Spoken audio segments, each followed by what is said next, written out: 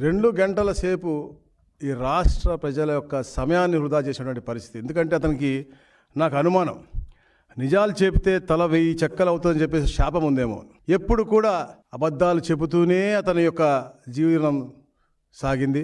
ఆఖరికి ఈ రోజున మాట్లాడుతూ గూగుల్ విషయంలో కూడా మాట్లాడారు. గూగుల్ తేవటంలో వాళ్ళ ప్రమేయం ఉంది అని చెప్పడం అంటే ఎంత హాస్యాస్పదంగా ఉందో ఈ రాష్ట్ర ప్రజలందరూ. ఎందుకంటే నేను ఒకటే మాట సూటిగా ఒక మాట అడుగుతా ఉన్నాను. గూగుల్ తేవటంలో అతని హస్తం ఉంది అనేది పులివెందల ఎమ్మెల్యే కుటుంబ సభ్యులైనటువంటి మిగతా ముగ్గురని నమ్ముతారా? అలాంటి హాస్యాస్పదమైన మాటలు అబద్ధాలు. ఎందుకంటే అబద్ధాల పునాదుల మీద పుట్టినటువంటి పార్టీ అది.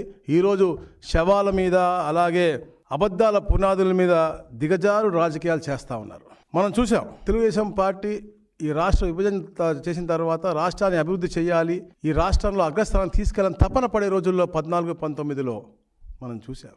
ఎట్లాగైనా కూడా ఎన్ని అబద్ధాలు చెప్పైనా కూడా తెలుగుదేశం పార్టీని దింపేయాలని ఆ రోజున కుట్ర పన్ని సొంత బాబాయిని కూడా, అంటే 6 అంగుళాల తల మీద గాయం ఉండి తొడల మీద చేతుల మీద దెబ్బలుంటే దాన్ని కూడా గుండెపోటు అని చెప్పి దాని తర్వాత నారాసుర రక్త చరిత్ర అని చెప్పేసి వాళ్ళ పేపర్లో వేసుకున్నటువంటి పరిస్థితి.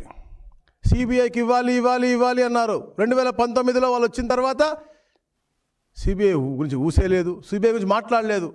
దాని తర్వాత సిబిఐ వాళ్ళు నిర్ధారించి వారికి అనువాయిలు చేశారు ఈ పని అని చెప్పి నిర్ధారించి వాళ్ళు ఊరు వస్తే వాళ్ళని తరిమి వేసే పరిస్థితి. అంటే సొంత బాబాయిని చనిపేసిన తర్వాత 5 సంవత్సరాలు ముఖ్యమంత్రిగా ఉండి దాన్ని ఎవరు చేశారు వాళ్ళని శిక్ష కూడా చేయించలేనంత సిగ్గులేని జీవితం ఉన్నటువంటి పరిస్థితి మనకు కనపడతా ఉంది. అలాగే పింక్ డైమండ్ చెప్పేసి కోర్టులో ఎఫిడవిట్లు వేశారు. పింక్ డైమండ్ అనేది అసలు లేదు అని చెప్పి వాళ్ళ నాయకులే చెప్పి వాళ్ళు కోర్టు నుంచి విత్డ్రా చేసుకున్నారు. అంటే నేను ఎందుకు చెప్తా ఉన్నానంటే వారి యొక్క ఆలోచన, అబద్ధాలు ఎలా చెప్తారు, ఎలా మభ్య పెడతారు అని చెప్పడానికి ఇవన్నీ నిదర్శన. ఎందుకంటే